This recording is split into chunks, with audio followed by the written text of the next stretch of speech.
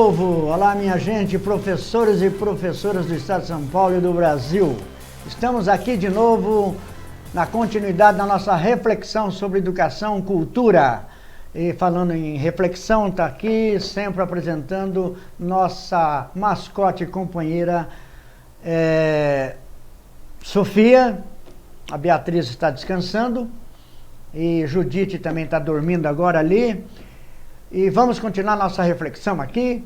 Nós vimos falando sobre a mídia, sobre a influência, sobre a manipulação da mídia e as 10 formas de manipulação que está num vídeo, está lá no YouTube. Isso é fácil. As 10 estratégias de manipulação da mídia por Noam Chomsky, que é um linguista, filósofo, sociólogo norte-americano. Norte-americano, é de esquerda, hein? Não, se bem que eu já falei de esquerda e de direita aqui, ele é um crítico do sistema, né, seja ele qual for. E os sistemas, sejam de direita ou de esquerda, qualquer sistema que queira se impor, ele usa estratégias de manipulação, né, as estruturas, as igrejas e tudo mais. E o Noam Chomsky analisa muito bem isso, e ele tem um livro chamado O Consenso Fabricado, né? Veja lá tem um vídeo grande dele no YouTube, ok? Mas antes disso eu queria falar em manipulação, eu quero lembrar, antes de falar das estratégias, de um fato muito grave que aconteceu semana passada, que foi aquela tortura de um jovem, de um menino, por seguranças de um supermercado na zona sul de São Paulo, se eu não me engano, Vila Joaniza. Não vou falar o nome do supermercado aqui ainda, porque não podemos, né, colocar a carroça na frente dos bois. Isso está sendo investigado agora pela polícia. Mas o vídeo dele viralizou, um menino negro que foi... pegando lá, roubando, né, barra de chocolate para comer. E o levaram para o fundo do supermercado, para um quartinho de tortura, tiraram a roupa... colocaram uma fita adesiva na sua boca para ele não ouvirem os gritos dele, e o açoitaram durante mais de meia hora, né, com fios elétricos. Dá para se ouvir no vídeo, quem já viu, o gemido de dor desse menino. Então fica aqui o nosso repúdio. Evidentemente que nós não estamos aqui defendendo ladrão nenhum, mas não podemos que os seguranças de um supermercado privado, que a PM, que a Polícia Civil, que o Exército, ninguém tem o direito de fazer justiça com as próprias mãos. Ninguém tem o direito de fazer vingança, fazer justiça. Ninguém pode torturar ninguém, isso é crime contra a humanidade. O Brasil assina o protocolo da ONU, então a tortura é abominável.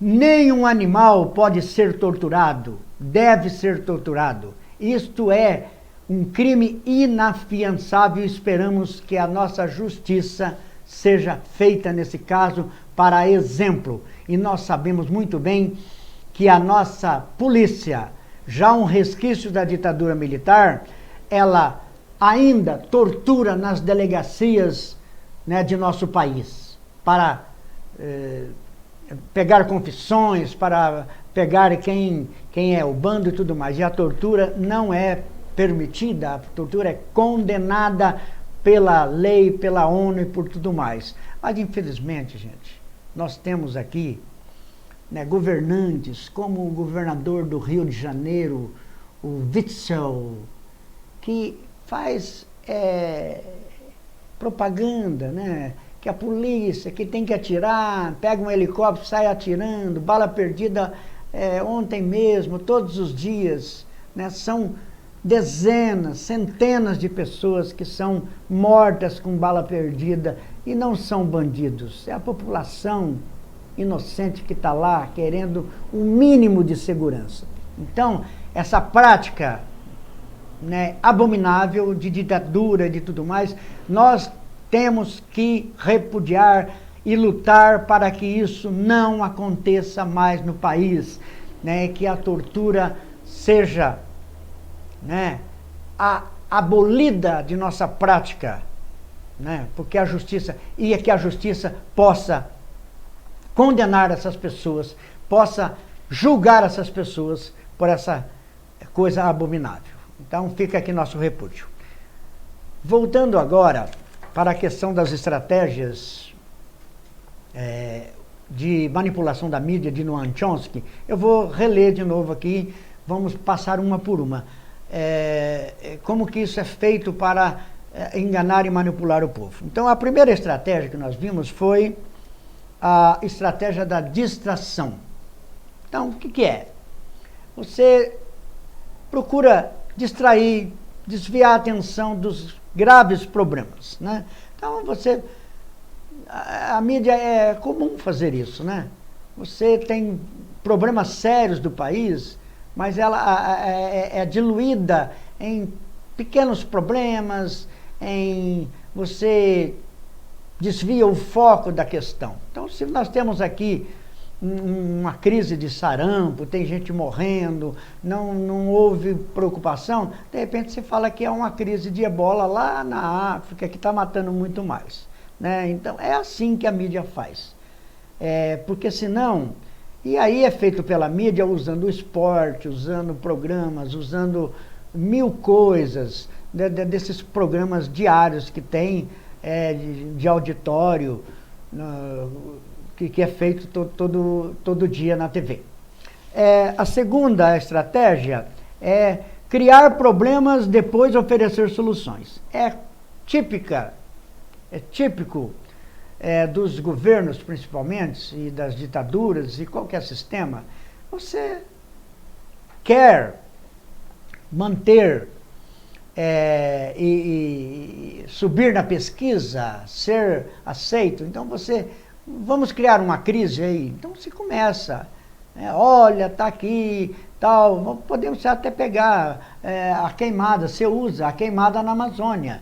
Olha a queimada, tem uma queimada, todo mundo sabe da queimada. Aí vem o governo e começa com medidas. Este governo fez o que os outros nunca fizeram, né? Então é a estratégia de criar problemas ou usar problemas que já existem e usar para que o apoio ao governo seja aumentado nessa questão. A terceira estratégia chama de gradação, né? Se eu não posso fazer alguma coisa ruim para o povo agora, Maquiavel falava que tem que fazer de uma vez só, faça de uma vez só, mas na política nem sempre é assim, né? Pode ser que na guerra seja assim. Então você não consegue fazer algo como uma reforma, por exemplo, a reforma da Previdência, né? Você não consegue aprovar tudo, você aprova aquilo que você consegue e vai fazendo aos poucos, por uma forma homeopática, e vai... aqui teve uma reforma com o governo Fernando Henrique, depois teve uma outra com o Lula, depois teve uma outra com o Temer, agora nós temos uma outra com o governo Bolsonaro, e não se sente o que estão fazendo, que é, no final das contas, tirando muitos e muitos direitos que foram conquistados durante séculos, né? Como você tem uma aposentadoria, né? Então, mas tem que ter uma reforma, mas dentro desse pacote, né, vai se ver que muita coisa é o interesse, né, de um sistema econômico, né? Então é isso aí. A quarta estratégia é sobre a questão de fazer essas mudanças, muitas vezes, é dolorosa, mas necessária. Então você cria uma expectativa no povo de que, se não for feita essa medida, se não for tomada essa medida, a coisa vai piorar. Então nós vemos de novo aqui na questão da reforma da Previdência. Quer dizer, se não fizermos essa reforma, se não fizermos a reforma, você vai em qualquer lugar, em qualquer canal, se você ligar agora, né, porque senão o Brasil vai entrar num colapso total. Isso não é verdade. Não, nenhum país vai entrar em colapso total, né?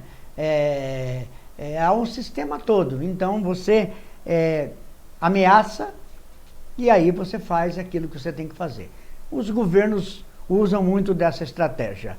A outra é de tratar o público como criança, quer dizer, infantilizar o público. Isso é muito comum. Nós temos programas diários sobre isso, né? Casos de família e os programas de auditório, as pegadinhas e tal, quer dizer, você infantiliza, um humor da infantilização, né? Muitas vezes no programa Chaves tem muito disso, você infantiliza, trata as questões de aluguel, de economia, de tal, e todo mundo ri e no final todo mundo fica feliz, não é isso? Infelizmente acontece isso. A outra estratégia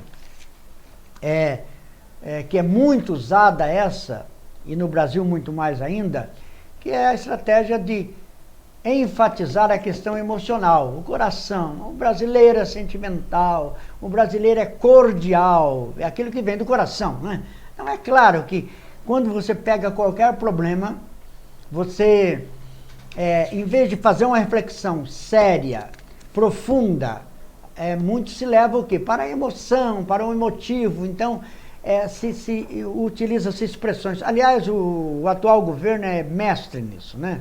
O presidente atual é mestre nisso. Você vai discutir qualquer coisa séria, ele apela para a questão da emoção, para a questão de que a esquerda, vamos pegar um exemplo, né? A questão das queimadas, né?